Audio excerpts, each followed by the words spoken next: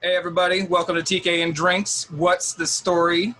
We got a special one for you guys today, all the way from, I believe it's pronounced DeLand, Florida? DeLand. DeLand, Florida is the cats from Odd Elixir Meads. We got Miss Ann-Marie and Mr. Blair Willacker.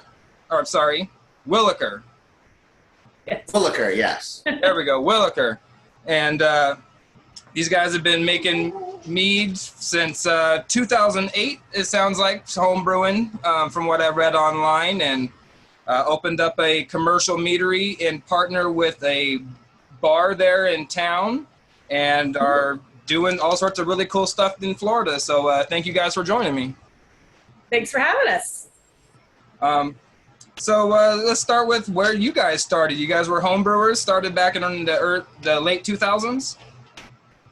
Yeah, so I made kind of just fun fruit wines for the longest time, just as kind of a fun thing to do, little gallon containers of fruit wines, just blueberry, watermelon, whatever kind of struck my fancy.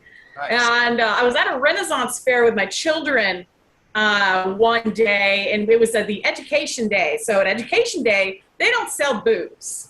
Oh. So everyone was making this big deal about how the mead tent was closed and there's no mead. They wanted the mead, and I had never had mead before. So I went looking for mead in the store, and they didn't have any. We're talking 2006, 2007. Okay. They really didn't. There wasn't a lot of commercial meads available, at least not here in Florida. You had Viking's Blood and some Chaucers.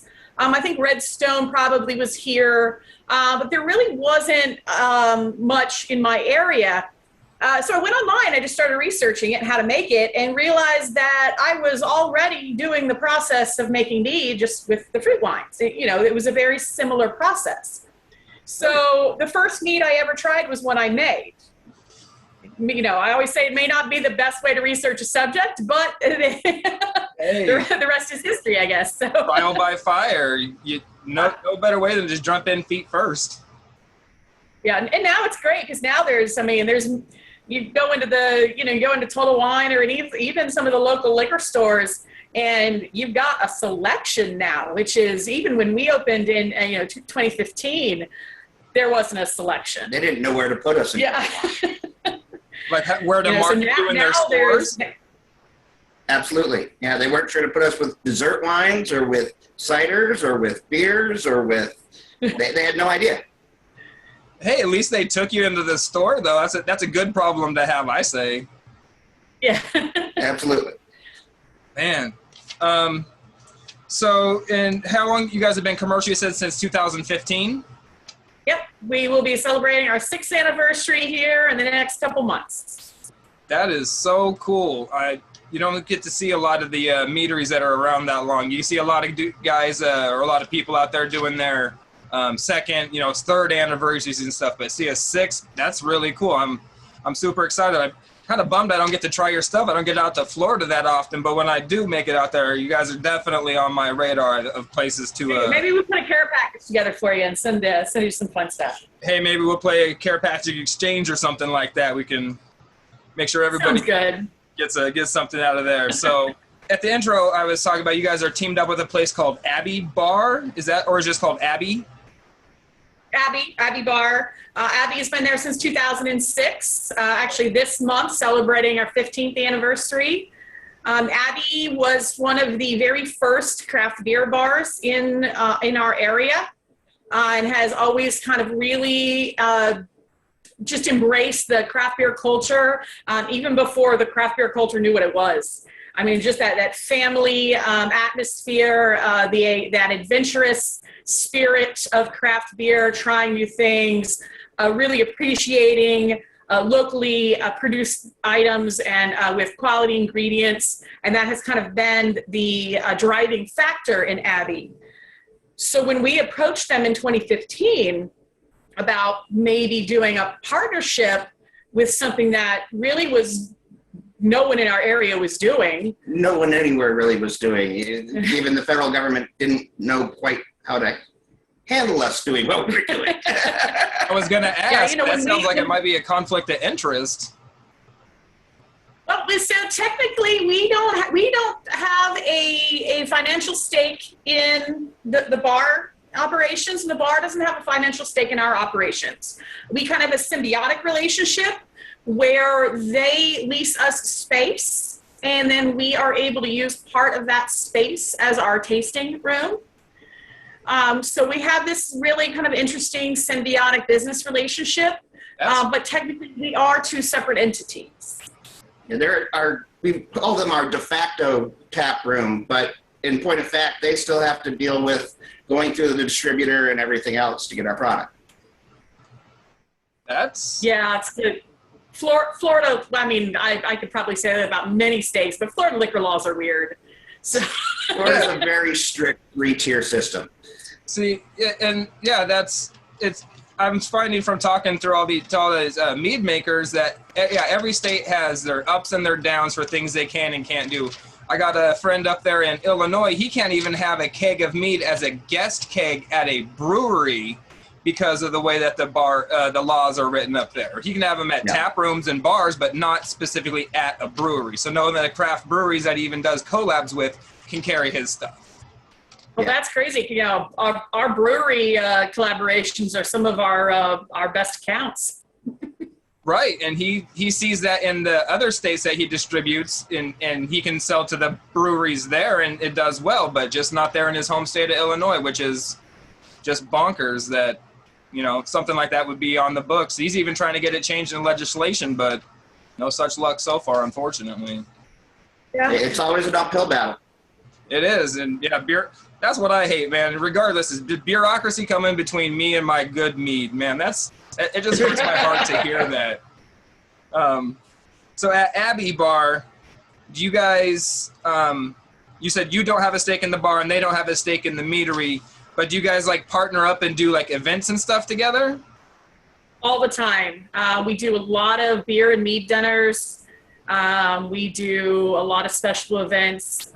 We do all sorts of things together. You guys have a bowling league I saw online, or I was going through pictures and you guys had a bowling league at one point or something? Oh yeah, so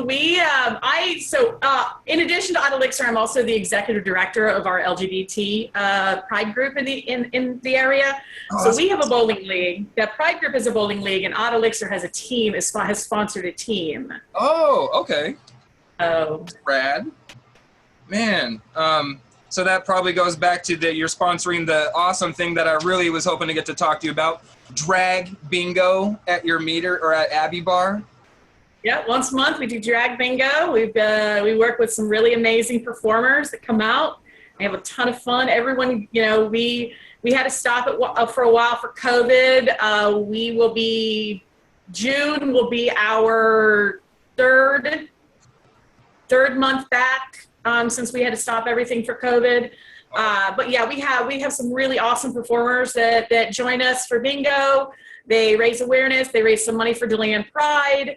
We do a ton of, as Odd Elixir, we do a ton of special releases for the Pride organization based around LGBT History Month, Pride Month, and for our local festival. And, you know, we just have a ton of fun, and we just love kind of supporting our community, both the LGBT community and all of our, other marginalized communities in our area. So that's so awesome. I'm definitely making it out there because I have to see this drag bingo in person. I have got to experience that. One of the other things that I did see on your social media pages, scrolling through there and checking out, you guys have a thing called a Buzzmobile? Or did So our Odd Elixir, we have a big van that we use for festivals and to, deliver kegs to the distributor, but, we could deliver that in anything. But we have a van that we have kind of decorated with our little our black and orange theme, and we have 3 taps on the side of it. Every household needs a van with 3 taps on the side of it, right? That's what I was going to ask, if it actually had taps on the side. That's so rad. And you guys are legally allowed to take that out and as long as I'm sure if you get permits or whatever for events and sell directly from the van? So we do those for festivals, and for our festivals, most of the festivals that we do are fundraisers for local organizations. So we donate most of the product that we serve from the van, but it is it's a great opportunity for us to get out there, support our local organizations, and raise awareness about who we are. Because I'm sure mead is still, a lot of people have never heard of it. Right. And there's still a lot of education to be done about what it is, why it costs what it costs, what it's made out of. Yeah. So Supporting your that local gives us an opportunity. Yeah, we use almost exclusively local honey. Mm-hmm. Right now the honey we're using comes out of DeLand Springs, which is about 3 miles north of us. Very cool. And then we also use some honey out of Orlando. That's I would say about 25 to 30 miles away from us. We only have one mead that we've released that did honey not from Florida. That was because we used a thistle and clover honey, and those thistle and clover don't grow in Florida. So.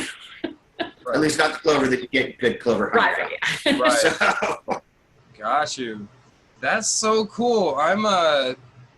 Man, you guys are finding me more and more reasons to make it out to Florida all the time. Man, this is so cool.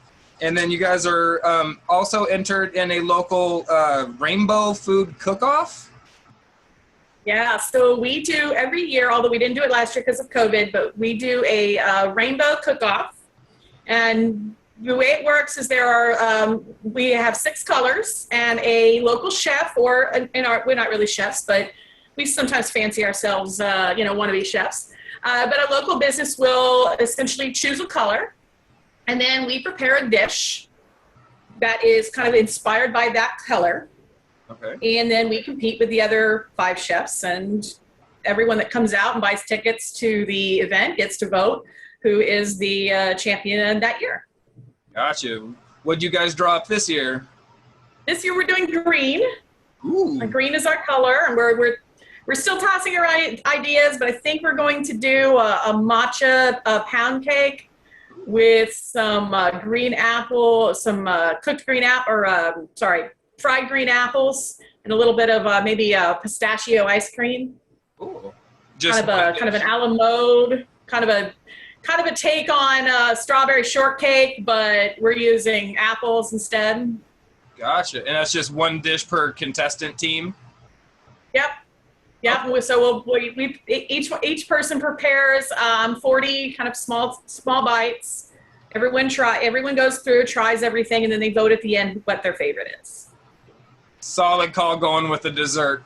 I would have done that same thing, and you're gonna win the hot Last year we had yellow, and we did a yellow curry. Actually, I think 2 years ago we did yellow. Yeah. Last year was blue. Oh, that's right. We did a pea flour, a butterfly pea flour angel food cake. And if you've never played around with butterfly pea flour, it is a natural blue color, and it is no joke. This pound cake looked like I had dumped an entire bottle of blue dye into it. Right. I have never played with it. I've had one mead that had it in it, was amazing, but I've seen some online. It's so cool to watch them change the color based off the pH. Absolutely. Yeah, we've been trying to get that so where we can keep it blue on draft, and then as it gets served, add a little acid to it, so like a shot of like lemon juice or lime juice, and make it purple.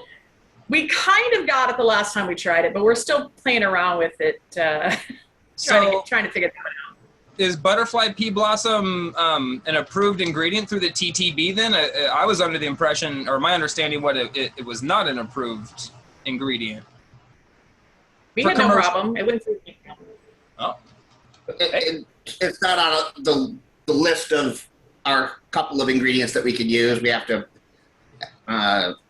apply for formula approval, but they didn't have a problem. Yeah, we have to apply for formula approval for just about everything we do. Yeah. Just we do all kinds of weird stuff. So. Yeah, I've had to deal with a TTB in a handful of instances. I had to get my cola and some other stuff to get distribution, my distributor's license. I want to be able to import meads from like Australia and Ireland and pretty much everywhere around the world. So I had to get my own cola so I can get their labels approved for them, because they're not allowed to, as they're not from the country. So right. that's an Yeah, absolute headache in and of itself. TTB views the importer as the manufacturer. So yeah, you have to run through all the same hoops that a manufacturer would. Yep. So I haven't had to cross that bridge yet, but I got all this stuff and make sure I talk to everybody to get everything all squared away. So yeah, I'm definitely prepared for some unique experiences. Let's say. So along with all this other stuff that I'm seeing you guys doing, one of the cool things that I like that I see you guys doing is you have a new series of meads. You have a stable of regular meads I think you make, right? And then you have a seasonal set of releases that you do. And now you've even added on top of that something called the Spectrum series. And that's... this is a series that I really wanted to do for a while. And we were planning on starting it at the beginning of 2020, but the state of Florida pretty much shut all bars down right in March 2020. So we put it on the back burner because we weren't selling anything. So there just was no, there was no income to play around with some of the crazy stuff that we want to do with this series. So we just launched our first can, which is pink, our first color, and then our second one is going to go in the can this weekend, and it'll be out on Monday. But this is it's an 11 can series, and each release, it'll be a monthly release, and each can or each release is inspired by a color. And we are playing around with beer yeasts, which are yeasts that we don't typically use. We typically use white wine yeast in most of our production. So we're playing around. All of these releases are going to have a different beer yeast. And all of them are inspired by food. So we're using some ingredients that you may not normally find in mead or in beer even. Our pink that we just released is a guava, what I call like gossamel. So it's a sour style mead. We used a Philly sour yeast in it. And then it's done with pink salt and pink peppercorn.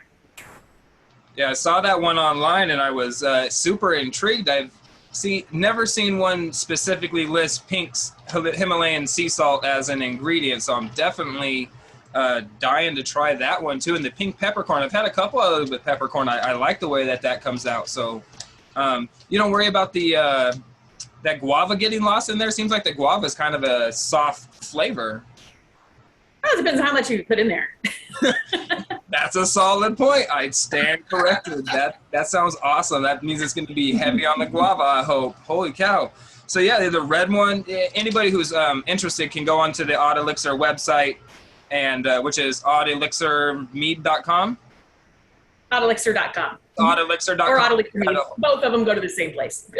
And they've got a list there of all the different flavors. They got a red currant one that looks amazing, a peach and apricot, pineapple.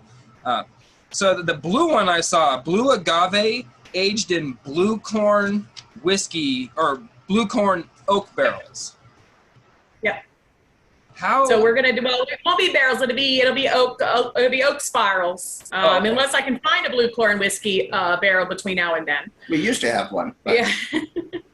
So, but yeah, it's going to be a blue agave and honey mead, and then we're going to age that in on some oak spirals that have been infused with blue corn whiskey. Gotcha. Trying to remember. I think the yeast that's going in that one is I think that's a Safale. I think it's a Safale yeast. I can't remember exactly which one. I just went through and ordered all the yeast today, so I should know that.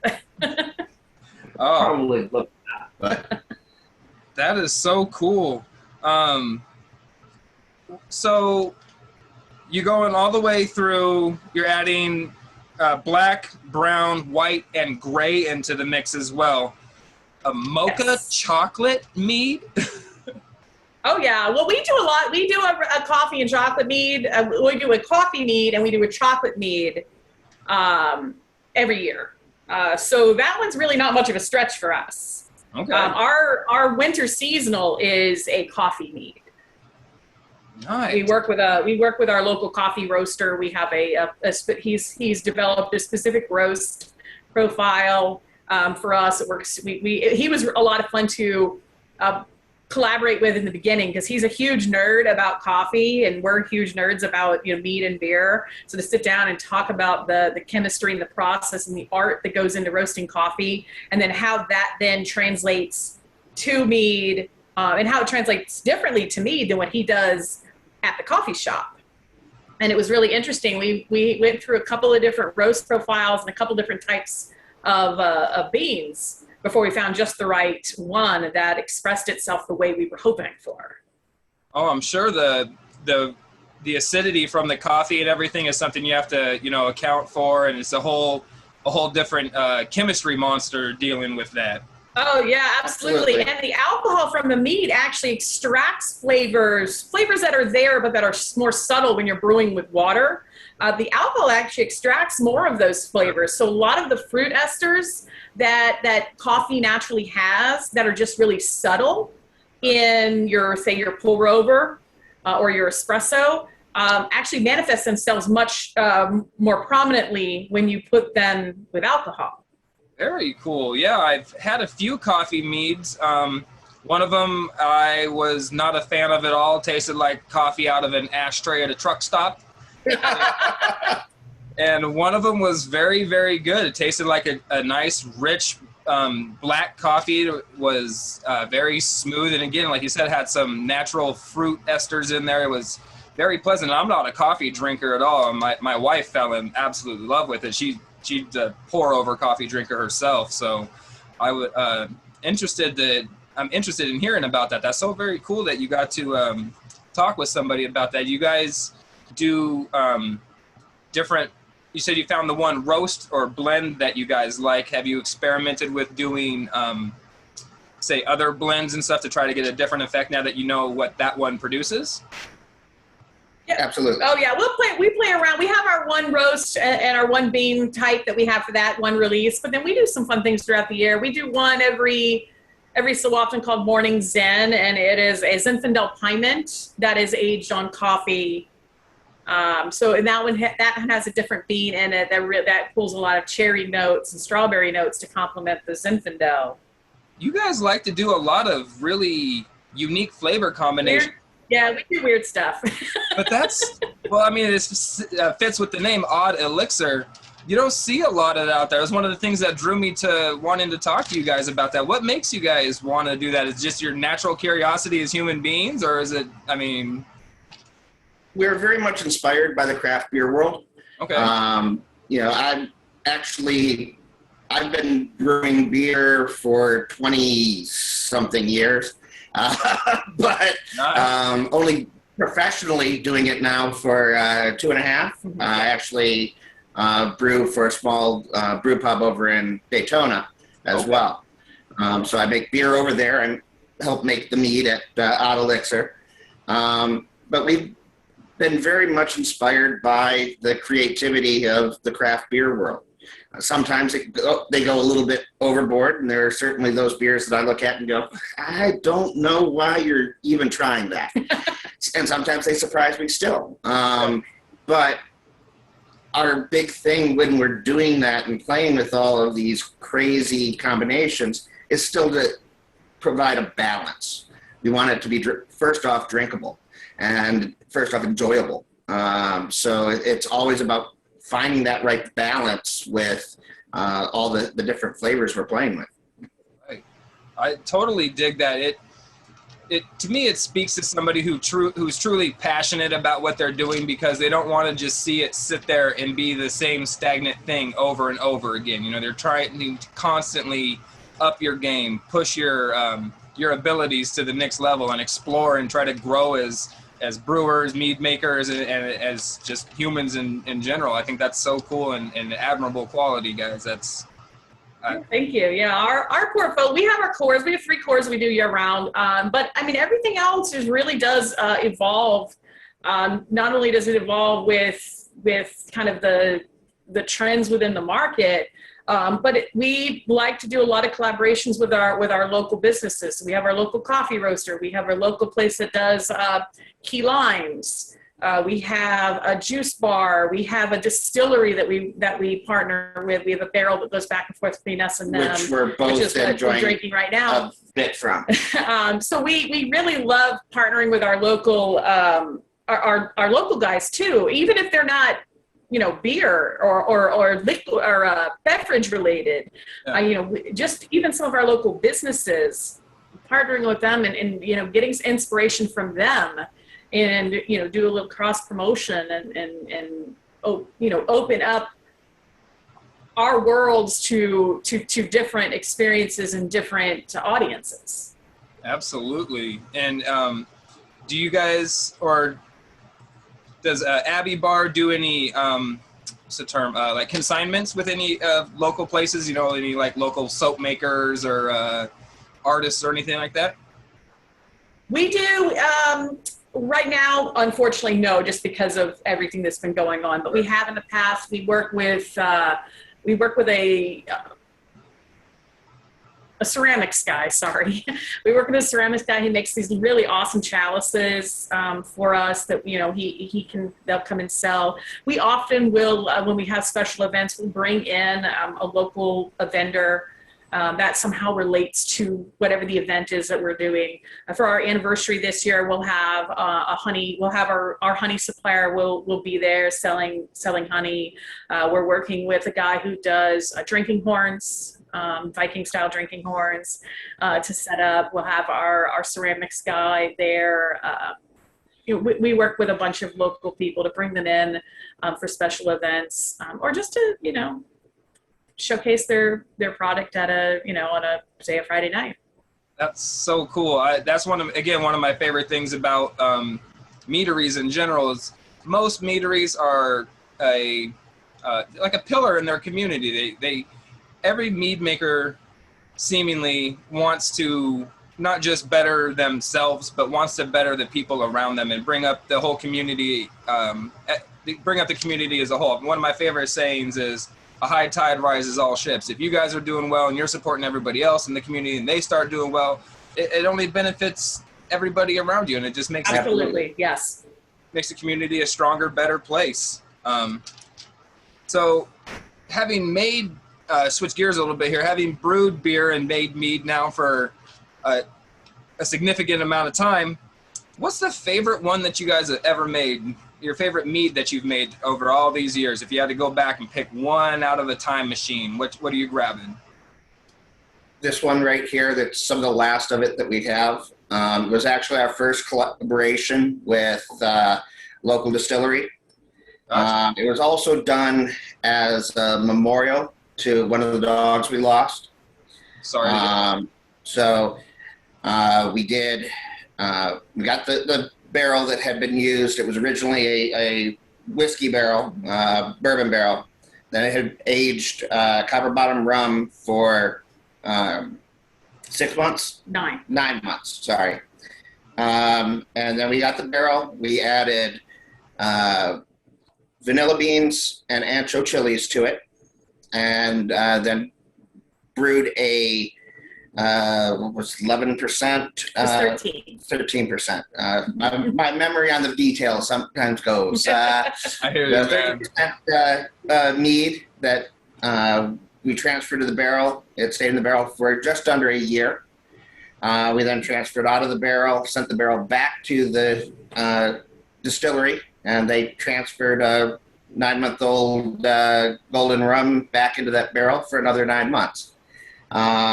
So they had an 18-month barrel-aged mead that was aged on ancho chilies and vanilla as well. And we have this wonderful mead. We back-sweetened it slightly with some toasted honey.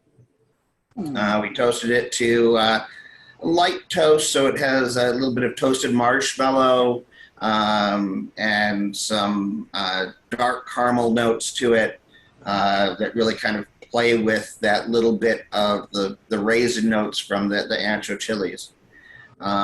It's funny that the rum actually had more of the pepper quality than the mead did. Yeah, it did. And what's the name of that one? Or did you not name it? That one's called Madame Curie. Madam, nice. So like we have French bulldogs, and they are actually all named after scientists. Okay. And our first guy is Louis Pasteur, and we do a mead every year on his birthday. That's called Marshmallow Princess. That's so awesome. Because he's definitely a Marshmallow Princess. And we have Tales from the Cartesian Plane for our boy named Rene Descartes. Okay. And then we had Marie Curie, who passed away very young and very unexpected. So her mead is Madame Curie. Gotcha. Oh, that's a very unique concept for naming your animals. I love it. I'm sorry to hear about your loss. That is never an easy thing to deal with. So what would be the one, if you had to go back, that you wouldn't pick? What's one of the ones that you wish you could kind of just erase out of the old memory bank there? The taste of it, everything's a learning experience. If you didn't have to taste that again, though. Yeah. Probably, we did a peppermint one that I might try peppermint again, but I definitely wouldn't try it the way we did it. It was just, tasted a bit like toothpaste. Ooh. So yeah, it was rough. There were people who loved it. I mean, there were people who absolutely loved it, and I could not understand why. I was so happy when that was gone, because it was just not good. So while I may try to do peppermint again, we do a chocolate mint in the wintertime, but peppermint itself I think we went a little too big on it. So yeah, that one, if I could eliminate that one from existence, that might be it. So you guys do a lot of, like with the Spectrum series, all those meads are being designed either alongside like a food pairing or intended to be paired with foods. Is that something that you guys have done for a while, is design your meads to be paired with foods, even if it was like indirectly? So often our meads are inspired by food. We do tend to come up with a lot of our flavor profiles based on food items or drinks. Like we do Make It So is an Earl Grey tea mead, but it's inspired by a London Fog, which is an Earl Grey tea, almost latte of sorts, which is one of my favorite drinks. We have our Tales from the Cartesian Plane is a peach melba. It's, that's its flavor profile. So we do play with a lot of meads that are inspired by food, but I really, really have a passion for putting beer and mead, and even wine to a lesser extent, with food. I think the experience of bringing the two together elevates each to a completely different level. So to be able to create a series with that goal in mind specifically has been really fun. And each one of the Spectrum series meads has a recipe that will be released with it. So at the end, there'll be 11 recipes, and we will most likely kind of celebrate the end of that series with a mead pairing dinner. Not with all 11 recipes, because that would be a very long day. Quite a long day. But probably, we'll probably take 6 of our favorites, and we'll probably do a mead dinner for that. We're doing a mead dinner for our anniversary this year, and then we do a number of mead and beer pairings throughout the year. We've been doing a pumpkin pairing for 10 years now. So it's for the last 5, we've been able to incorporate a mead into one of the courses for that. So that's been a lot of fun. So have you guys ever ever done like a savory mead? Something with like a more savory. So I have a friend up in Washington State, runs a meadery, Opagard Meadery. He makes a taco meat flavored mead. It's got cumin, garlic, red peppers in it. Interesting.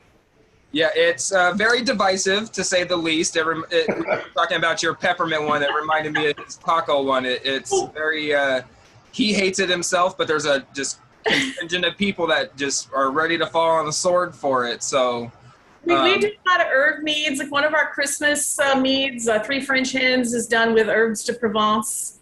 Nice. We do a saffron mead. So we use a lot of cooking spices in ours. We do a roasted pineapple and ancho chili Chipotle mead at Christmas time that I swear tastes like barbecue. Every time I pour a glass, I want a pulled pork sandwich so bad. I want that mead. That sounds amazing. Oh, and what's the name of that one? Burn Ban. Burn Ban, yeah. We've had a couple names for that one over the years. Burn Ban was that one called. Burn Ban. But it's not really spicy. People they hear Chipotle and they go, oh, it's going to be spicy. But it's a fairly sweet mead because of the pineapple. You got the roast. The Chipotles themselves really aren't that spicy. Right. But they're hugely smoky. Right. Yeah. I think that's what a Chipotle technically is a smoked jalapeno or a smoked particular type of, yeah, but you're right. A lot of people don't understand that. They instantly think spicy, but no, I hear that smoky and pineapple. That's like a barbecue ready to go with, like you said, a pulled pork sandwich or like maybe something Hawaiian inspired. Yeah. We do spicy meads too. Our Christmas mead is a habanero mead, and it's spicy. It's called Ugly Sweater. It's our Christmas release. I joke that it's my social commentary on the Christmas season. Fair enough. I can see. And then we do in June we do Who's Your Daddle, which is a daddle pepper mead. Okay. We do a couple spicy meads, and I mean the sweetness balances those. But I mean we don't do anything. We don't do taco or pizza or anything like that. Not that I'm opposed to it. I just have never done it. Gotcha. Yeah, my wife is dying to get me to find someone to make a sweet potato and chili mead. And okay. Yeah, I don't know. It's something she's wanting, but I'm just always interested to see if people are willing to go. Not willing to go, I guess isn't the right way to put it, but you know how far their palate expands outside the traditional sense. Like, and you guys, like I said already, I can see your flavor profiles are wild. It totally doesn't surprise me that you guys do herbals and stuff like that, and capsamels and whatnot. Yeah, that's freaking rad. So if you'd mentioned last time about having to, or previously about having to wait to start the Spectrum series, because there's a lot of expensive stuff that goes into that. If money weren't an issue and you could use any honey, any ingredients you want, any time, any type of aging, what would you guys is like the pinnacle of meads that you could make be? What would you choose? I don't know. I mean, I love what we do. I don't know. I mean, if money was no object, I'd probably have a better barrel aging program. Sure. I would love to play around with barrel aging the honey itself before using it. I would probably use more single varietals. Yes. They do get pricey. I love our wildflower honey that we use. It's a fantastic honey. But I would love to play around with black mangrove honey more often than once a year. But it's really expensive, so we only do it once a year. I've never. We were just offered some blueberry honey. Oh yeah, I missed out on that. Missed out on it, both timing and cost wise. But yeah, I mean, I love what we do. I mean, I don't know that I changed what we do. It just maybe how we do it. Gotcha. And most of the meads we're doing aren't big. I mean, we have exceptions. The Madame Curie, our barrel aged meads that we do, but for the most part, most of our meads are not big high alcohol meads. We say we do meads for Florida. These are meads that tend to be drier. We don't go much above semi-sweet ever. And we have some meads that are quite dry. Meads that are a touch more acidic, so that they're very refreshing. Meads that you can sit and have a couple pints of rather than, just having a little thimble around the fire. Nothing wrong with those big, rich Nordic-style meads. They're wonderful, but they're great for a Nordic winter, and we don't get those in Florida often. Right. You need a mead for every purpose, and you got, like you said, absolutely 104 degrees outside with 90% humidity. A 17% full berry bomb doesn't really what you're looking for. Yeah, that's going to be a short day at the beach. Now, on the other hand, if you have a limerick, which is dry, tart, and 6.5%. You may not be able to find your feet halfway through the day, but you can be drinking them all. Exactly. And So you bring up your limerick. I noticed you have a little bee design character on some of your bottles and your artwork. Does that little guy have a name? He does. That's Benny. Benny the bee, or just Benny? Benny. Benny. Benny was created by an old friend of Blair's he went to high school, grew up with.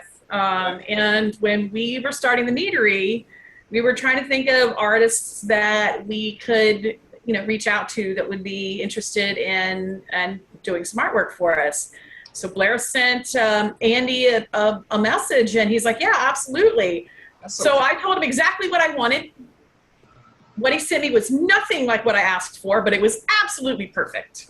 Gotta love that. It's like, hey. It doesn't matter what I ask him for. He will send me something, and I'm like, that is not at all what I pictured, but it is absolutely exactly what I wanted. He just has a way of nailing everything he does, and I think he's done 8 different characters for us. We've got him golfing.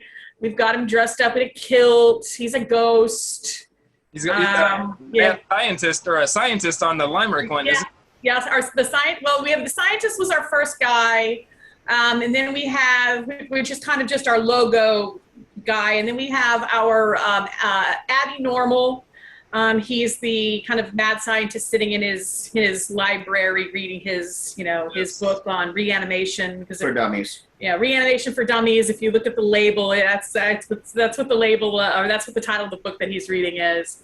That's awesome. We have our limerick, who's the little Irish bee that's in the airport with his beer, waiting to go to Key West, because that's our Key Lime Mead. Gotcha. Green Goddess does not have a bee label. I went a little different with Green Goddess on that one. But we have Peaches, the friendly ghost. We have our Wilcox guy, who is he's the bee, is just kind of sitting with some apples. Wilcox is our cider that we make. And there's a great story in downtown DeLand about the Wilcox Saloon, which stood where Abbey stands. And back in the 1800s, there was a fire in downtown DeLand that burnt down most of the town, and it was started at the Wilcox Saloon. So our cider is a very dry cider, and it's called Wilcox Cider. So we have this great picture of the bee sitting there eating an apple, and then there's the whole background is the town completely on fire. It's and Andy, who drew it, grew up in DeLand, so he knew a little of the history going into making that one, and he had a ton of fun with that one. That's great. I love the incorporation, again, like back to community and everything like that. That's such a cool story there for that, man. People get to hear these type of stories from you guys when they go there and show up at Abbey. We encourage all of our staff to tell those stories. That's part of what kind of that kind of family atmosphere is swapping those stories. This is what happened when I was a kid, or this is that's just that communication and that storytelling tradition.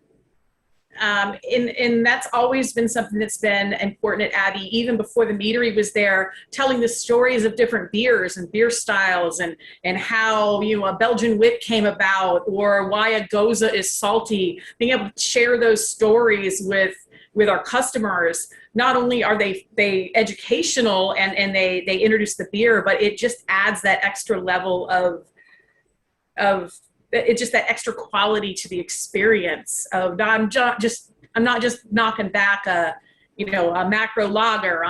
This is a handcrafted with a history behind it, and there's a reason that this type of orange peel is in this one, and that this beer has this salt in it, or that this yeast was developed for this beer, and to be able to share those stories was always a big part of Abbey, and we have tried to continue that tradition with mead. And mead has a very long history. It is the oldest fermented beverage on the planet. There's so much archaeological history. There's so many great stories. It's incorporated in so much literature and movies, and to be able to kind of tie those stories into the experience when people sit down at the bar is awesome. And then we kind of build our own stories with Benny, and he's got his whole little life, and we just have fun with it. I love it. It's, again, community. It's such an important thing, and it's such a wonderful thing when you see it all come together like that. And it really must make you guys feel good that your community supports you guys as much as you guys support them. Yeah, we've got a great community. So let me switch gears here a little bit. So I see online that you, Miss Ann-Marie, are a certified BJCP mead judge? I am, yes. I am trying to get mine, but everything is all sideways right now. I passed my online exam last year and have been having a hell of a time finding the BJCP the practical tests are happening all over the world, but none are happening here in America that I can see, Yeah. which is ridiculous. But so how long have you been a mead judge? However long they've had mead judges. I was part of a group that when they first released it, they had their first test in Florida. We had a group of us that got together and we studied as a group and took the test as a group. And, because Florida didn't have any mead judges. Gotcha. So you had someone over in Dunedin, which is on the over Tampa side on the west coast of Florida. It's like, I really, really want to get for best Florida beer competition. We really want to add mead because meads are starting to show up in professional brewing, but they were starting to get really big in home brewing. So we really want to be able to have mead, including mead in our competition, but we don't have any judges for it. So they're like, let's fix it. When as soon as BJCP announced that they were adding a mead certification, they put together this big training program. I think about 15 of us got together. I drove over to Tampa every week for 8 weeks. You know, we all studied together. We went through everything, and we all took our test, and we all did our certification. So however long BJCP has had a mead judge certification, that's how long I've been. So, inaugural class. That's freaking awesome. How many competitions would you say you've judged over the years? I don't know. I do best Florida beer as often as I can. That's the big one here in Florida, best Florida beer competition. That one has a tendency to fall on a really bad week because Volusia Beer Week often is happening when they're doing their beer judge or with their beer competition. Nice. So I don't get over there as often as I do, but I've done Sunshine Challenge, which is another one in Central Florida. I've done that for probably 10 years. Oh, wow. Okay. So, and then I'll do some little ones here and there. Yeah, I do a mead review series as well on my YouTube channel, and I just started doing it back. It's actually almost been a year now, and I'm up to almost, I think, 70 something on my channel that I've officially tested. And I've tried many more off camera and stuff like that. But my goal is to get to at least a 500 before I consider myself even close to advanced expert something, an expert level or an advanced drinker or something like that, because there is so much complexity and so much uniqueness that I'm discovering in these mead processes, man. It's wonderful, and I'm a bit envious that you've gotten to do all that, and I'm dying for my certification so I can start going to competitions and for everything to be back into full swing. Yeah, well, I don't know how it is we're over there in Arizona, but I mean, even here, go to competitions and judge anyways, even as a provisional judge, get the experience. That's true. I should definitely get on top of that. I haven't seen any here locally since we opened back up, but I'm definitely keeping my eyes peeled on that, and I definitely need to get out there as a provisional judge. You're absolutely 100% right. I mean, you can even go in as a steward, and for the most part, I mean, anytime I've ever been judging, I've always been, most judges are more than happy with the steward tasting. Well, as long as we're done with their score sheets and we don't need anything else from the bottle, yeah. We've always been really cool with the stewards tasting, because that's how you learn. That's how you pick up. That's how when you look at what we wrote down and you go, what? No, okay, now I can taste that. It's a fun experience to see what other people taste, because flavor is such a subjective thing, anyways. Absolutely, yeah. So I'm definitely going to be up on that, but I'm always interested to see what other people. Just how they got into it and what drove them to want to do something like that. So that's a pretty cool idea. kind of like you were approached and said, yeah, I'll be a mead judge. And it's not like one of those things that ever lapses or anything. And you're making mead all the time. So you're constantly, you know, your palate's always up to date. So why the heck not? And some of your bar staff are also Cicerone trained as well. We have some new staff now, but we most of our bar staff are the level 1 certified beer server.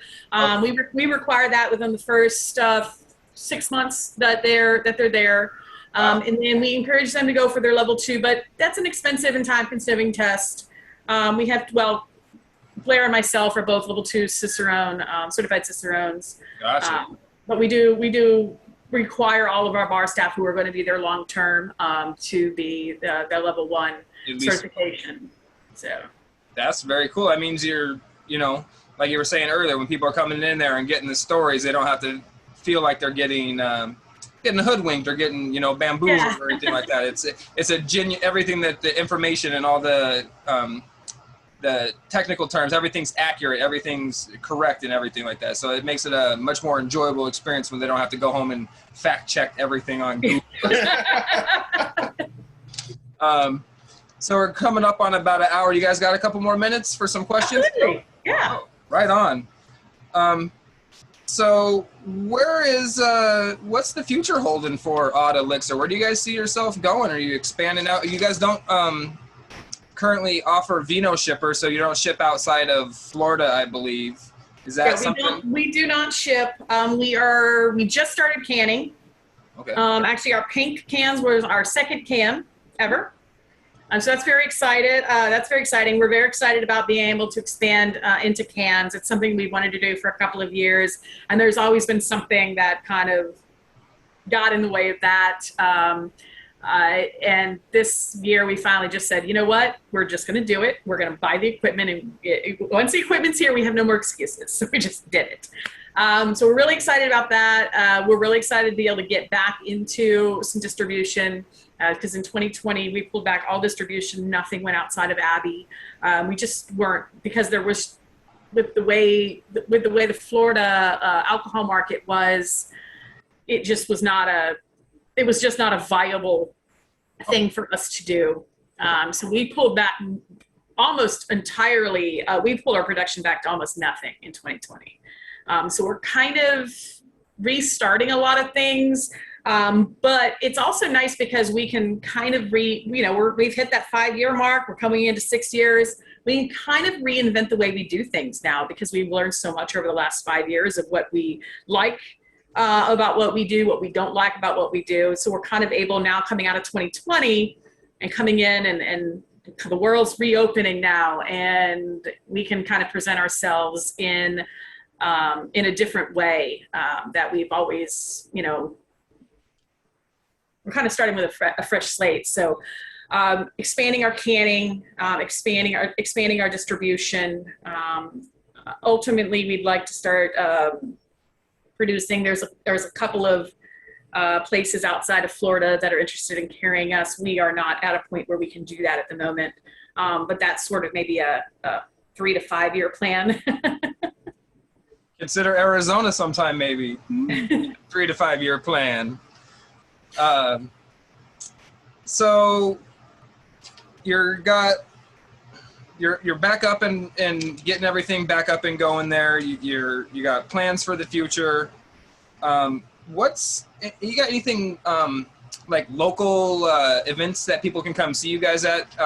You guys so like a farmers markets or anything that you guys go to? We don't. The way the distribution works in Florida, we can't sell at a farmer's market like a normal winery. In Florida, there's something called a Florida Farm Winery, and if you're a Florida Farm Winery, you can sell direct at things like farmers markets. But because of the acreage requirements of that, they don't have anything for honey. So there's no definition for honey as far as the acreage requirements for that. So there's literally no way that we can qualify for that. Oh.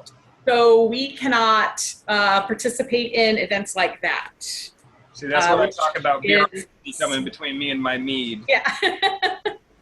But we do a lot of collaborations with local guys. We just released our second mead with Copper Bottom Spirits. We're talking with another distillery in the area about releasing tequila barrel aged mead with them. So we're really excited about that. Right now, our main source of operation is outside of Abbey. That's where the most of our stuff lies. But we will also start doing. We're also going to start doing a line of braggots with McKay's. So we can't do a braggot ourselves, Right. because it's malt. But Blair brews at McKay's in Daytona. So we're actually going to start doing a line of Odd Elixir braggots out of McKay's. So that'll be nice to be able to that'll get our name over on the other side of the county. Volusia County is a weird county. You've got the east side and the west side, and there's a forest that runs between them, and people don't like to go through the forest. It's the weirdest. It's kind of like a bridge. People don't like to go over bridges. They don't like to go through forests. And Okay. I was going to ask you if you guys had any collabs planned in the future, say with any other meaderies or breweries to do a braggot, because I'm starting to see more and more of those, and that's exciting. So you said like a whole, maybe a whole series of braggots or something like that? Yeah, we're gonna be talking about doing maybe a quarterly braggot, with McKay's over in Daytona, and then we've also been talking with a couple of other local guys about doing some one-off, Gotcha. experimenting with some one-off flavors as well. Any meadery collabs coming up with anybody in the region? No, we don't have a ton of meaderies in our area. We have we got Cigar City over. We've got Royal Manor, which is close by to us. Got Garage East over on the West Coast. So we've got a few. We haven't discussed with them. We talked at one point with Cigar City about doing or one of their reps about doing some stuff. COVID. It never came to. We never kind of got to the detail into that. Gotcha. It's something I would love to do in the future, because we're small, so it would be nice to kind of go to play with some of the big toys. Definitely. That's one thing that I see a lot in the craft beer world that I don't see nearly as much in the craft mead world is the collabs and stuff like that. You see breweries get together all the time, and I think we had one here in Arizona recently. It was like 27 different breweries all came together and did something. Yeah, it's very cool, but I would love to see that. I think meaderies are more spaced out too. I mean, just geographically speaking, we don't. We go to Orlando and there's like 100 breweries within a 10-mile radius. I think our closest meadery to us is Probably Royal Manor. Right, yeah, Royal Manor. So that's like 150 miles away. Right. Yeah. So maybe not quite that far, but I mean, it's a solid 2-hour drive, and that's the closest. Right. In our market, the meads that you see most often besides ours, and actually probably more than ours, are Bee Nectar. Yep. And from Austin, Meridian Hive. Meridian Hive. So those are the two you see most often in our market. They're Texas and Michigan, so it's not like we can. Yeah, definitely. Do a whole lot with stuff. Difficult. And it's crazy to think, though, even with, you can name 5 commercial meaderies in your state, and that still puts you in one of the, I'd say in the top percentage of states with commercial meaderies, Yeah.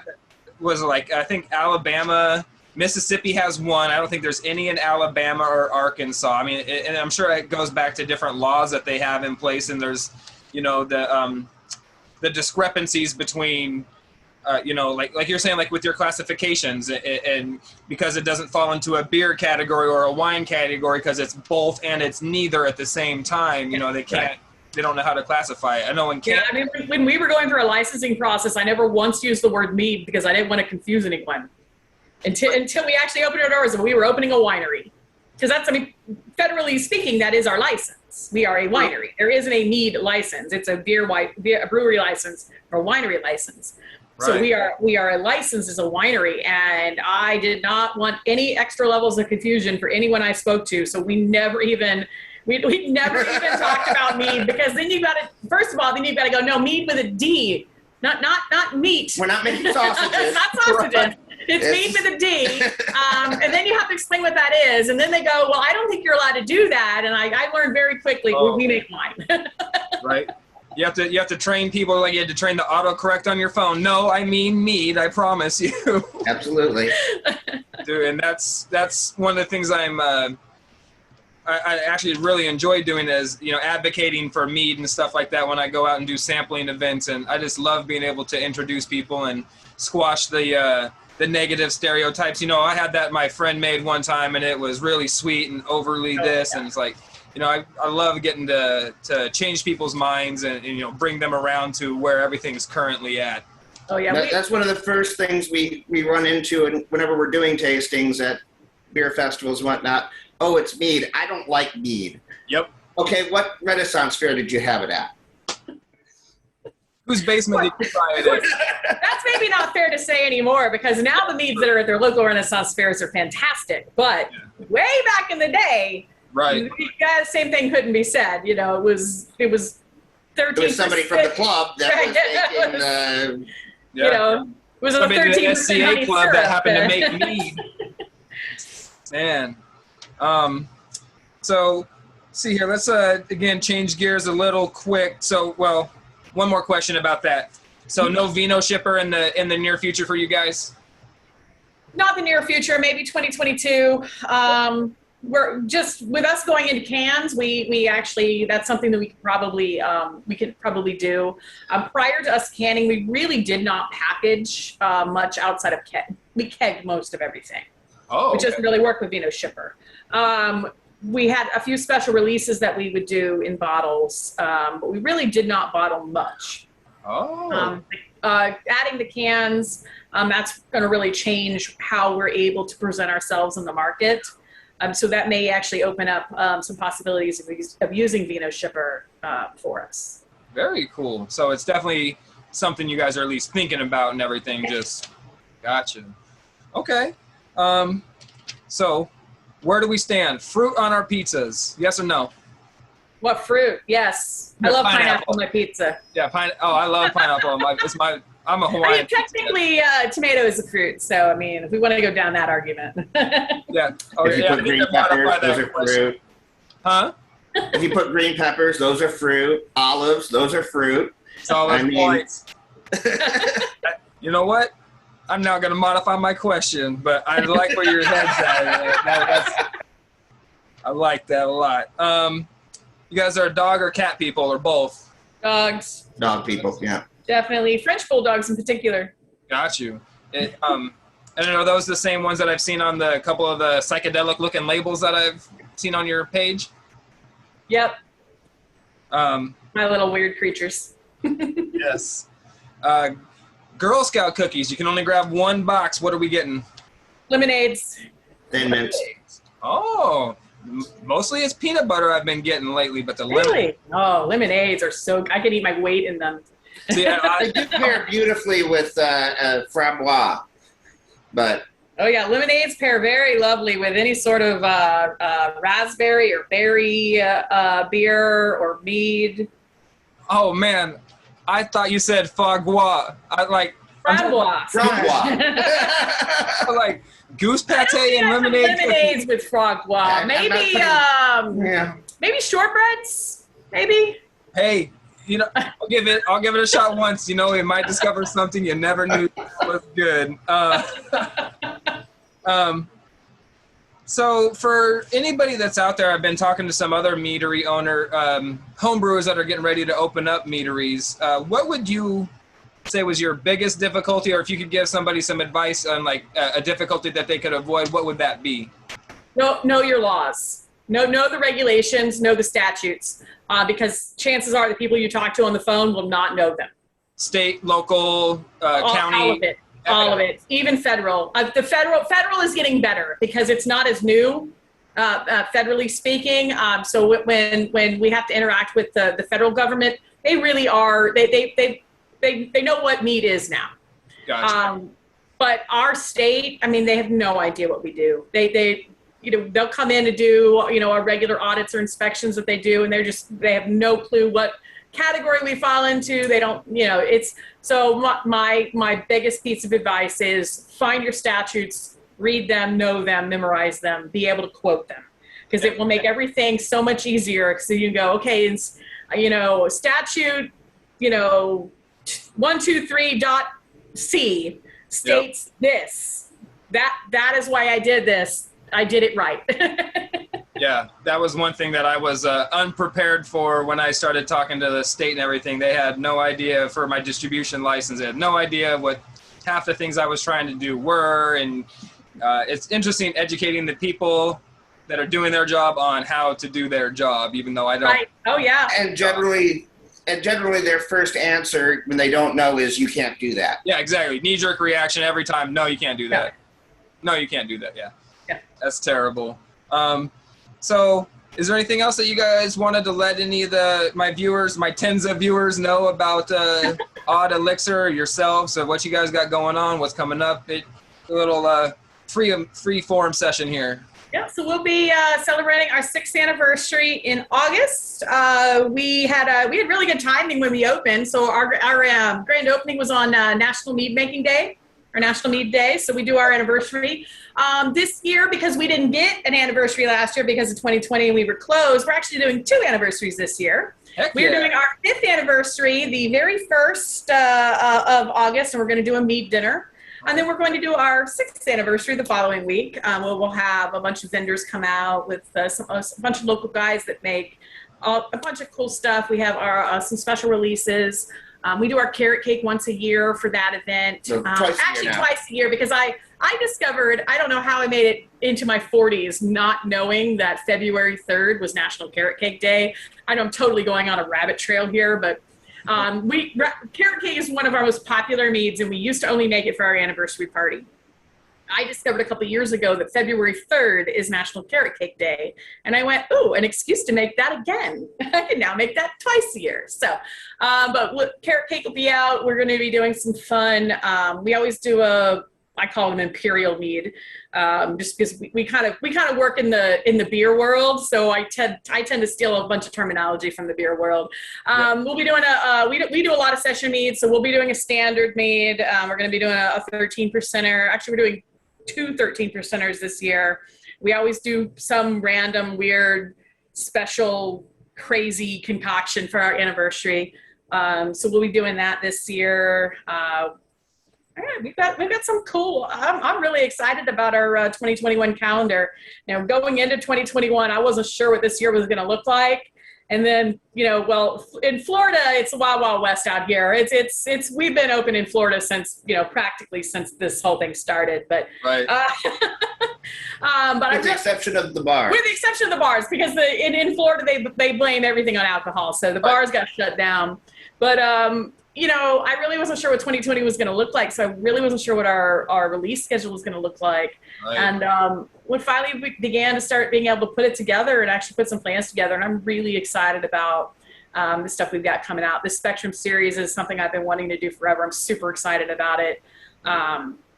Being able to design something with food instead of design the food around something is, that's really excited about that one. We've got our anniversary releases are going to be really cool. We're actually releasing some fruit wines this year for the first time. We've got our first one's going to be a watermelon wine. Yes. So we've got we're going to be doing an apricot wine, a cranberry wine, and an elderberry wine. A dandelion wine. Elderberry. No dandelions. It's just they're hard to get here in Florida. At least none that have are covered in some sort of toxic pesticide. I always forget that's not something everybody gets everywhere. Florida likes they like their pristine golf courses here. So dandelions just getting away. Which is why we have all the fish kills and red tides off our coast. But no dandelion wine. But maybe I'll keep that in mind for next year. Heck yeah. Right on. Well, everybody, go check these guys out, oddelixir.com, Odd Elixir on Facebook, Instagram. I don't do Twitter. Are you guys on the Twitter? I don't do Twitter. I think I'm too old for Twitter. It doesn't make any sense to me. I will say that we do want to make sure that they're spelling it correctly. Yes. It is ODDELIXIR. Elixir. We see a lot of people spell it ER and then they won't find us. Right, yes. Odd Elixir with 2 I's, only 1 E at the beginning, yes. So Exactly. Check these guys out for Odd Elixir with the I at the end on all the social media platforms except for Twitter. So Facebook, Instagram. They've got a pretty in-depth page going on there. Lots of cool stuff happening. So if you're in the area, certainly go swing by. If you're visiting, again, go and swing by. And what was the name of the brewery you worked at there in Daytona? McKay's. Yes, MC, capital K, apostrophe S. So anybody that's in Daytona, go hit them up as well. They're going to have a line of braggots sooner than later, probably. That could be within a year or two, who knows. But keep going back there and check and give them some business too. So thank you, Ann-Marie. Thank you, Blair, for being here tonight. Thank you. Have a good day, good night, good evening, all my viewers. Peace. Cheers.